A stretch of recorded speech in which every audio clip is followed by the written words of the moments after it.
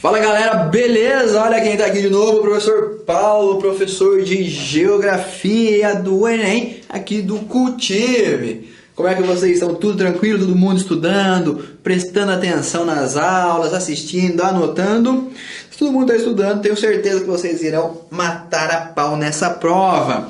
Qual que é o teminha da aula de hoje, meus amiguinhos? O teminha da aula é demografia. Essa é a nossa primeira aula de demografia. Teremos mais algumas aulas, né, que vão abordar esse tema demografia. E o que é demografia, pessoal? É um tema muito importante. Preste atenção para tudo, para o que você está fazendo e preste atenção aqui. Cai em vestibular, cai lá no colégio, no Enem.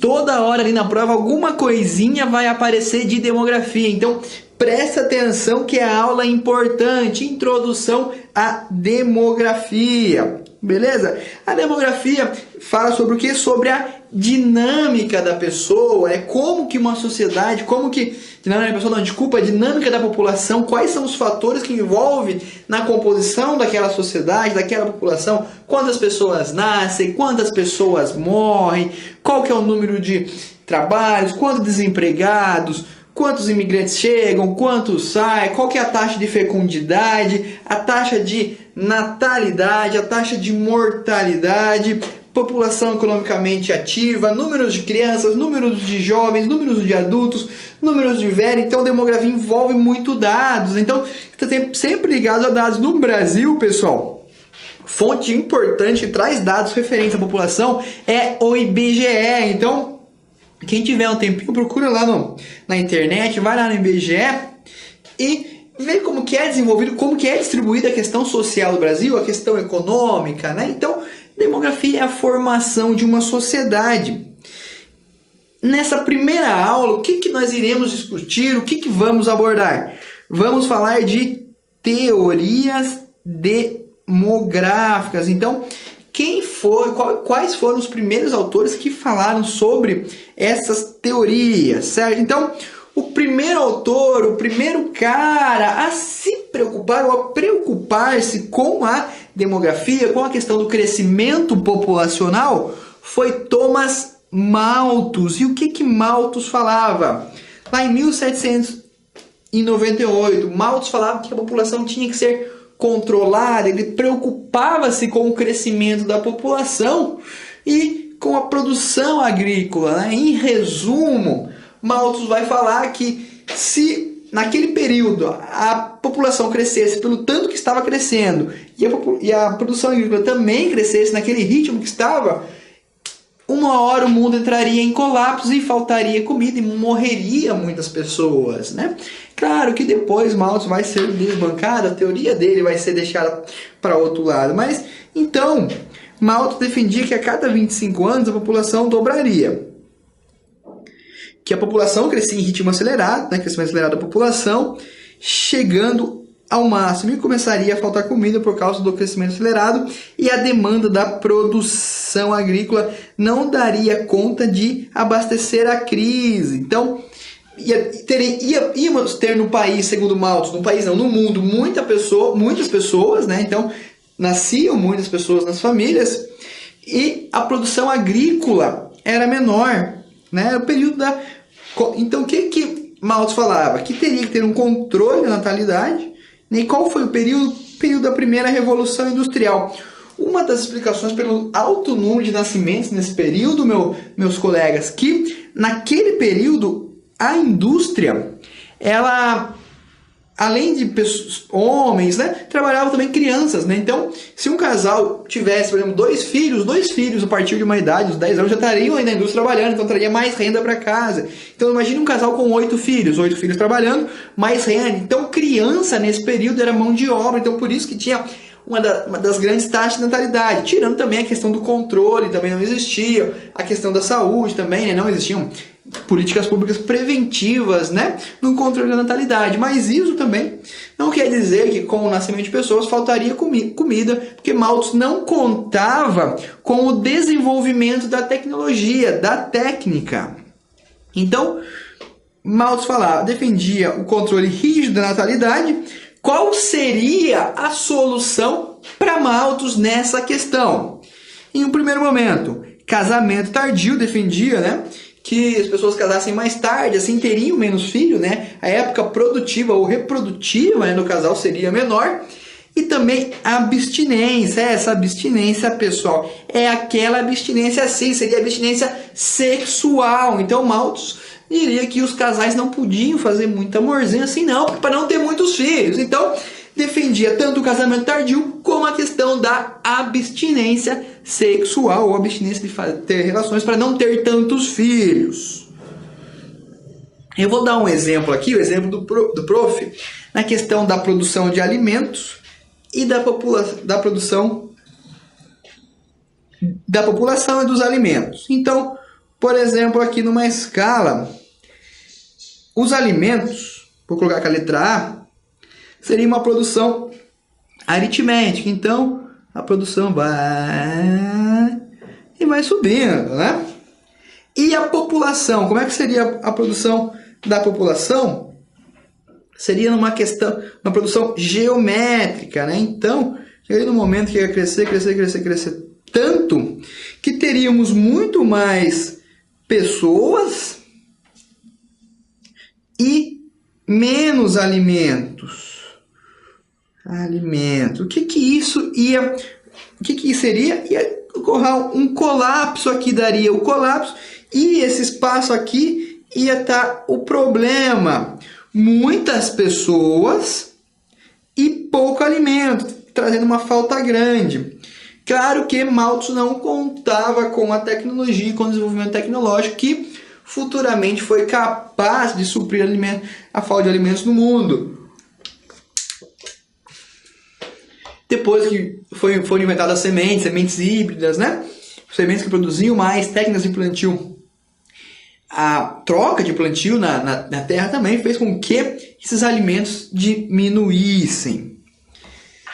A partir, pessoal, do século XX, pós-Segunda Guerra Mundial, ocorre uma outra questão, a questão do neomalthusianismo. Então, países começaram a implantar o controle populacional. Esses países começavam a colocar como medidas de controle de natalidade. Por exemplo, casais poderiam ter um filho, como é o caso da China, né? A China colocou essa questão porque se começasse a ter muitas pessoas, muitos indivíduos nascendo, futuramente ficaria muito pesada a questão da saúde, da educação, faltariam, né? Para o Estado não teria controle, não conseguiria suprir a necessidade da população. Uma das medidas tomadas, né, para resolver esse problema, para não ocasionar esse problema, seria o controle da natalidade, como foi o caso da China, que por muito tempo casais poderiam ter um único filho.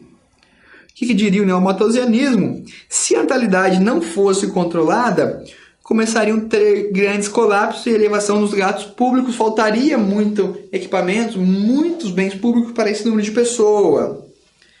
O que o neomalthusianismo falava? Que quanto mais nasciam pessoas, né, a taxa de natalidade elevada, causaria miséria. Então, muitas pessoas, as misérias.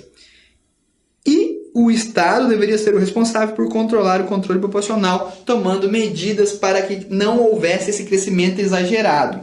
Isso é o que? O neomalthusianismo, que dizia, vou repetir, que o Estado deveria ser responsável por controlar o crescimento populacional. Aqui não é controle, é crescimento. Certo? Uma outra questão nas teorias demográficas, já falamos de Malthus, crescimento populacional, alimento, né, colapso, que Malthus falava. O neomalthusianismo, né, que era a questão do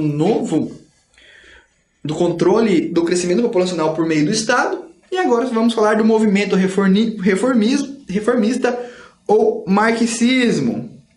O que esse movimento falava ali em primeiro momento, na ideia de Karl Marx? O grande número de filhos é uma consequência da pobreza e exclusão social.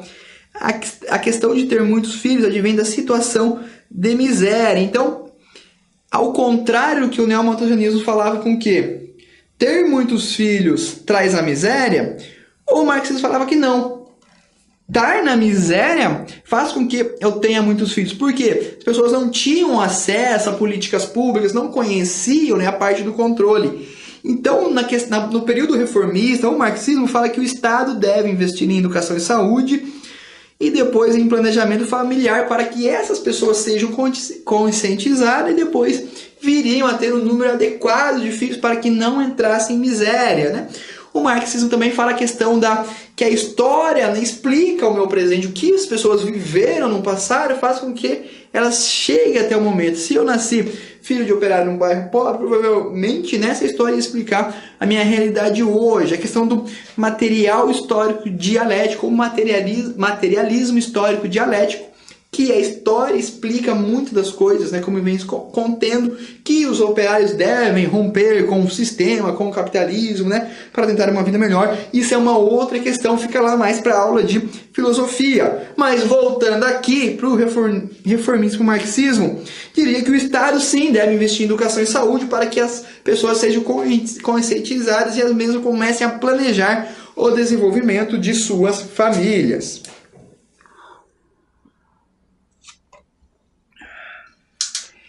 Entrando agora na demografia pura, né, no conceito de demografia, vamos abordar agora algumas definições alguns conceitos que trazem, que formam o conceito de demografia. Primeiro momento, população absoluta é o número total de habitantes. Então, por exemplo, se um país tem 100 mil habitantes, essa é a sua população absoluta, não traz a questão da área. População relativa refere-se à ocupação da área. Quanto mais densa uma área, mais populosa é, igual a povoado e populoso total de habitantes. Então, se numa área de 10 km quadrados existe 10 mil pessoas, e numa área de 10 km quadrados de 5 mil pessoas, qual que é o maior povoado? É a área que tem 10 mil pessoas. Então, populoso é o número total e povoado é a densidade. Densidade é o que? É questão de muitas pessoas, muito denso, muita ocupação. Poucas pessoas, pouco denso, pouca ocupação. Outra questão que a demografia traz para a gente é o crescimento vegetativo. O que é o crescimento vegetativo? É o número de nascimentos menos morte, que é taxa de natalidade. Desculpa. Crescimento vegetativo. Voltando lá, pessoal. Nascimento menos morte. Então, por exemplo, se nascem 100 bebês e morrem, que a taxa de mortalidade é 98, a taxa de natalidade é 100, é igual a 2. Então, o meu crescimento vegetativo é positivo, né? É igual a 2. Se fosse ao contrário, se nascem 98 e morre 100, o meu crescimento vegetativo é menos 2. Então quer dizer que a população, de vez de estar aumentando, vai estar diminuindo. Cada ano vai perdendo 2 e consequentemente, né, tende a diminuir os moradores. Se aqui tem mais 2, vai aumentando e quer dizer o quê? Que a população, que o número de habitantes tendem a aumentar. Uma outra questão, taxa de natalidade menos taxa de mortalidade, como nós já dissemos, né? Que será esse resultado aqui.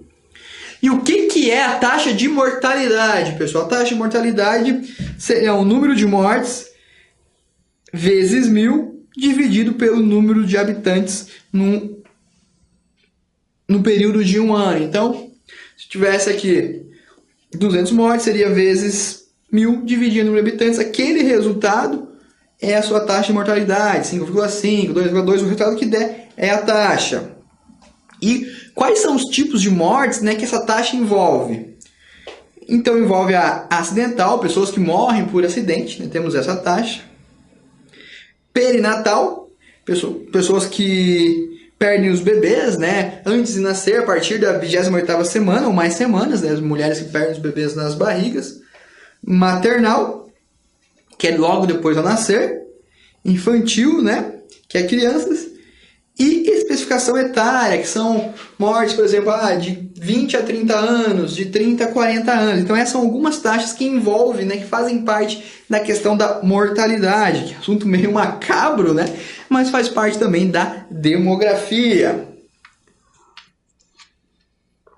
Outra questão, taxa de natalidade, também é o número de nascimentos, vezes 1000, divide pelo número de habitantes. Então, se tem 300 nascimentos, multiplica por 1000 e esse número vai dividir pelo tanto de habitantes, que vai dar a taxa de natalidade, quantas pessoas nascem a cada 1000 habitantes nesse território.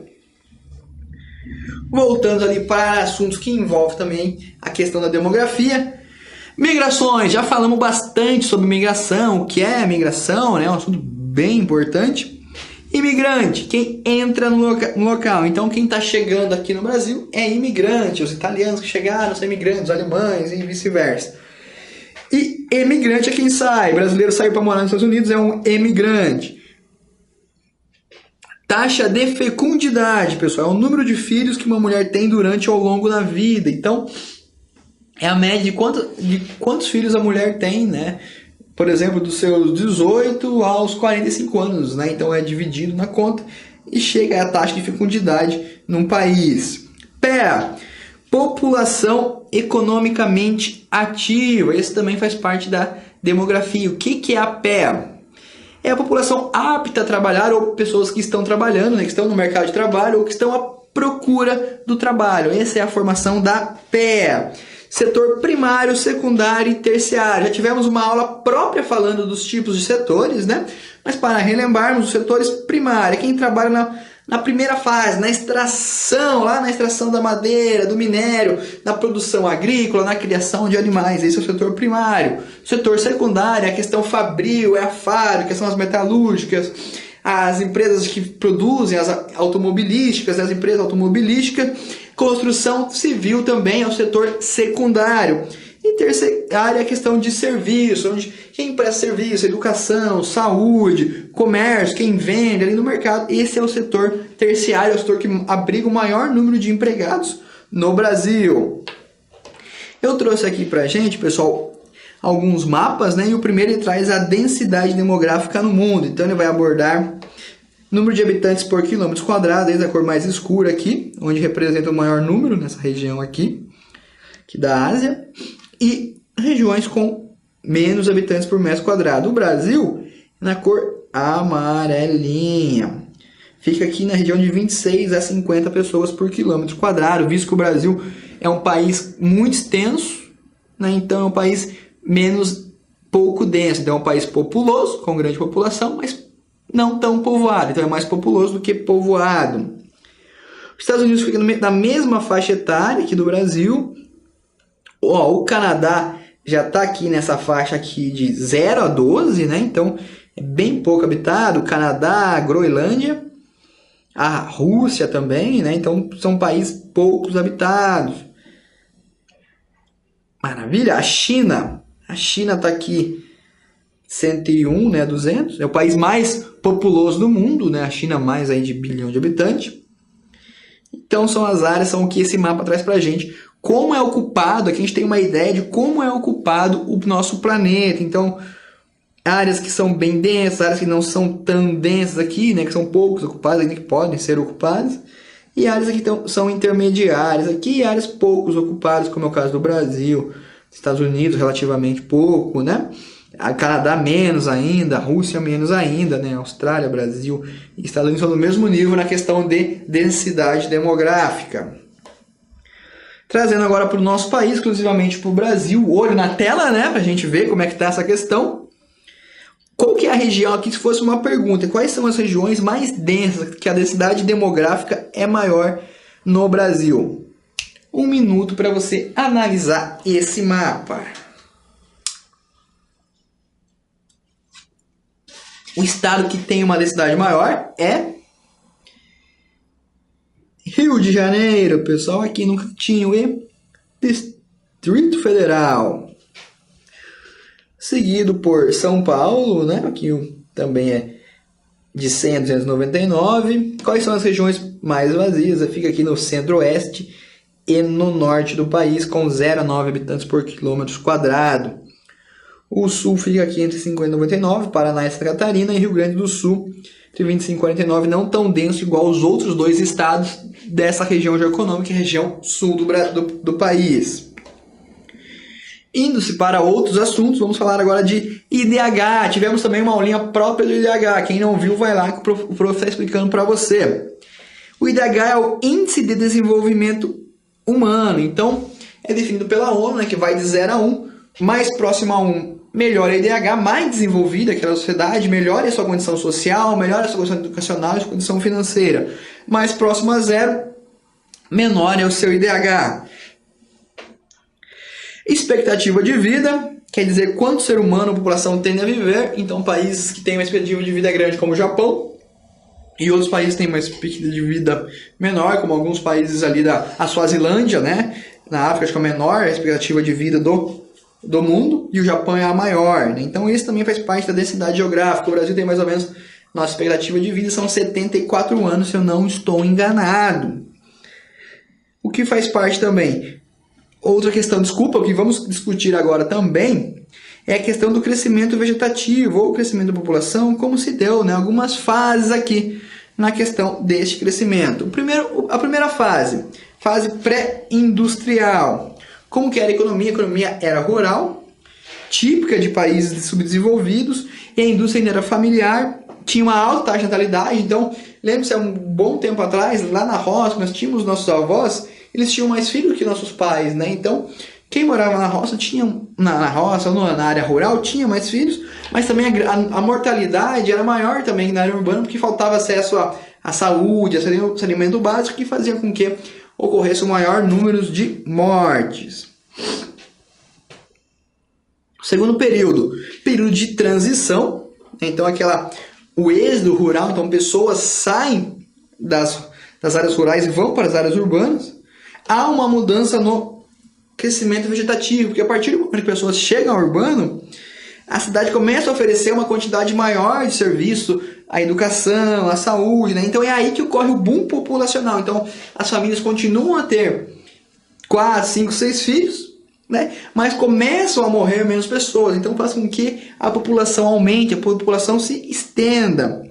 Então, em 50 anos, a população dobrou e passa de 90 milhões em 1970 para 200 milhões em 2016 devido ao acesso à saúde. Quem não lembra daquela música que fala de 90 milhões em ação para frente o Brasil, salve a seleção. Então imagine, isso foi a Copa de 70. Tínhamos mais ou menos 90 milhões de habitantes. Hoje, em 2017, né? Já, volta aqui, professor. Mas em 2016 já passávamos, né? Passava-se já de 200 milhões de habitantes. Então, essa questão populacional cresceu, e essa questão de crescimento vegetativo, crescimento da população, está totalmente ligada a investimento em saúde, acesso à saúde, vacinas, medicamento, saneamento básico, fez com que a população pudesse viver mais. Terceira fase é o período industrial, que é a partir de 1980, a população se torna a sua maior parte urbana, e a natalidade cai em grande número. Então, a partir desse momento, começa a ter a questão do planejamento familiar, questão dos gastos, né? O viver fica mais caro, e também, né, começa a diminuir a questão dos nascimentos. Então, antes, famílias que tinham 5, 6 filhos começam a ter 2, 1, no máximo 3 filhos, a partir de 1980, período pós-industrial, todos hegemônicos no espaço da produção no território brasileiro, né? Aplicação de técnica com os detentores do capital no campo. Então, nesse período, a aplicação de muita tecnologia no campo, a grande produção, né, de produção agrícola, mais moradores, grande número saem por não deter dessa característica. Isso ocorre o êxodo rural. Né? As famílias que não têm acesso à tecnologia acabam saindo. Nesse período também, as cidades começam a receber muitas famílias de vida interior, mas que essas ofereciam a mão de obra qualificada que o mercado exigia no momento, que acabam ocupando áreas irregulares, não tendo lugar propício para morar, acaba ocorrendo o fenômeno da favelização, tinha que procurar outros meios de trabalho, no serviço informal, entre outras formas, né? E também ocorre a migração das grandes indústrias, pessoal, para os países subdesenvolvidos. Então, a indústria dos Estados Unidos, que é um país desenvolvido, da Alemanha, sei lá, do Canadá, saem desses países e vão para outros países, como é o caso do Brasil, no meu caso da Índia, da África do Sul. Por quê? Porque nesses lugares a mão de obra, né, a serventia de mão de obra é mais barata. Então compensaria manter uma obra lá na Ásia ou aqui na América do Sul, porque gastaria menos dinheiro com essa indústria do que uma indústria no próprio Estados Unidos. Trouxe aqui um gráfico pra gente que fala a expectativa de vida no nascer, né, que vai trazer de ambos os sexos. Aqui não é dividir entre mulher e homem. O estado brasileiro que possui a maior expectativa de vida é Santa Catarina, com 78 anos,4.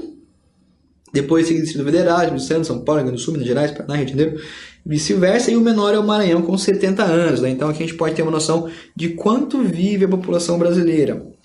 A soma-se de todos esses resultados, dividido pelo número de estados, dá a expectativa de vida do Brasil inteiro, né? A expectativa de vida da nação.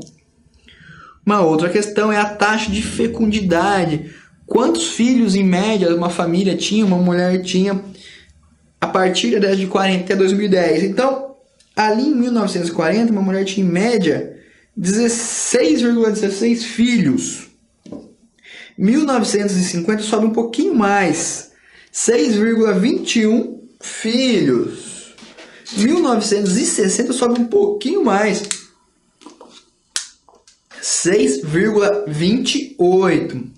A partir daí, começa a cair. 5, 4, 3, 2 e tal.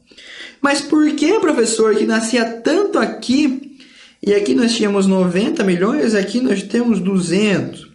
Porque essas pessoas aqui é o quantitativo, né? Então, aqui nasceu mais, foi acumulando. As pessoas chegou aqui um número bem grande, começaram a ter muitos filhos também, né? Esse acúmulo de pessoas que fizeram com que em 2016 o Brasil passasse de 200 milhões de habitantes. Agora é a hora da nossa questão de prova. Vamos lá, que já estamos acabando a nossa aulinha. Leia com atenção a notícia que se segue. Vamos lá. França pagará 750 euros mensais por terceiro filho. Então, ele quer dizer aqui que a França está investindo para que casais tenham filho, que produzam, né, que reproduzam, tenham mais filhos. Vamos ver o enunciado da questão. O governo francês irá pagar uma licença de 150 euros, cerca de R$ 2.050 por mês, durante um ano, a famílias que decidirem ter um terceiro filho. Anunciou ontem o primeiro-ministro do país, Dominique Villepin. O que quer dizer? Que a França está precisando de mão de obra, né? Vai investir, vai auxiliar famílias que queiram ter mais filhos. A medida anunciada pelo governo francês está diretamente relacionada ao quê? Política anti-imigração xenófoba e purificação racial adotada pela França nas últimas décadas. Não, nada a ver, não falou de expulsão racial, não falou da questão da raça, né? As elevadas taxas de natalidade verificadas no país em toda a Europa. Não, pelo contrário, se tivesse uma taxa de natalidade alta, o governo não investiria para que nascessem mais crianças, nascessem mais bebezinhos, né? Então também não é. C. A sobrecarga no sistema de previdência social francês, em que um número cada vez menor de jovens precisa sustentar um número cada vez maior de aposentados. Então, com certeza é. Por quê? Se nasce menos pessoas, futuramente a mão de obra, né, será menor. Então vai ter que teremos poucos jovens para trabalhar muito, para sustentar várias pessoas que estão ficando cada vez mais velhas e vai sobrecarregar a previdência. Então a França quer estimular o nascimento de crianças para suprir, né, a necessidade destas famílias. Não a necessidade do governo e do país em si, né, que pode ocasionar que a pirâmide etária pode mudar. Outro assunto que iremos discutir daqui a pouco não, na próxima aula. E a pirâmide etária mudando, por exemplo, se agora nós temos 100, número pouco, 100 crianças, temos 200 jovens e adultos em fase de trabalho, e temos 50 velhos. Daqui a 30 anos, esses jovens e adultos já começarão a entrar na fase idosa, então vai sobrecarregar. Então teremos 300 idosos e 100 crianças que eram jovens. Então vai ter muito menos jovens do que pessoas idosas. Então, o país precisa de mão de obra para sustentar o país e, consequentemente, não ocasionar um colapso, né, social e um colapso trabalhista. D. A aproximação do governo francês com as ideias da Igreja Católica que proíbe o uso de métodos contraceptivos não naturais. Não falou nada de proteção, de método contraceptivo, nem de religiosidade. Então, também não é a D. Questão E. A ideia imperialista de que o poderio econômico de uma nação está diretamente ligado ao tamanho da sua produção. Também não tem nada a ver de ideia imperialista, não é só questão mesmo da falta de mão de obra de trabalho futura. Agora eu trouxe uma questãozinha do Enem para a gente terminar essa aulinha. O quadro abaixo nos mostra a taxa de crescimento natural da população brasileira no século XX. Taxa anual de crescimento natural, porcentagem, é quanto uma população cresce, né? Quanto que essa população cresce de acordo com as décadas, ou cada 20 anos, cada 2 décadas, de 1920 a 1990, 180, 1940, 50, 2,40, 50, 60, 2,99, maior taxa desse período. 1960, 70, 2,89, a segunda, 2,48, daí vai diminuindo, né? Então, de 91 a 2000, o crescimento natural foi menor. O que a questão vai pedir para mim? Faltou o vermelho no A, vamos arrumar.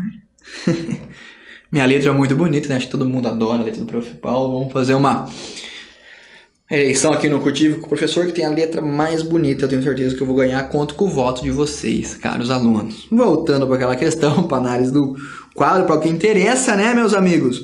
Analisando os dados, podemos caracterizar o período entre 1920 e 1960 como crescimento de planejamento familiar. Não, que era o período que mais cresceu, então essa questão não trouxe o planejamento. Pelo contrário, nasciam-se mais pessoas. 1950 e 1970 como nítida explosão demográfica. 1950 e 1970 foram os dois principais períodos onde teve maior crescimento natural. Então, provavelmente, essa é a nossa questão certa. C. 1960 e 1980 como de crescimento da taxa de fertilidade. Não, pelo contrário, o período maior foi... Já voltamos aqui? Foi aqui em 50 e 70. Então, isso aqui também está certo. Então, não é C. D. 70 e 90 como decréscimo da densidade demográfica. 70 e 90. Continua não, porque a densidade demográfica vem vindo daqui, né? Então não foi decréscimo também. Não trouxe nada de densidade. Ele quase não falou também de densidade demográfica, então a gente não tem como saber. Então ele fala de crescimento natural, não é a D. 80 a 2000 como de estabilização do crescimento demográfico. Pelo contrário, aqui em 80 vai caindo. Então não houve estabilização, houve queda. Então só nos resta a B. Essa está certa mesmo.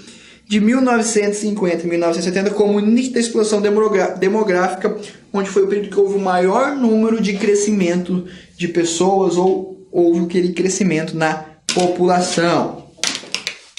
Correto, pessoal? Então, espero que vocês tenham compreendido essa primeira aula de demografia, entendido um pouco do nosso assunto, das teorias demográficas, né, a questão do Malthus, aquele controle populacional, o neomalthusianismo, né, o pós-segunda guerra, e depois os reformistas, o marxista.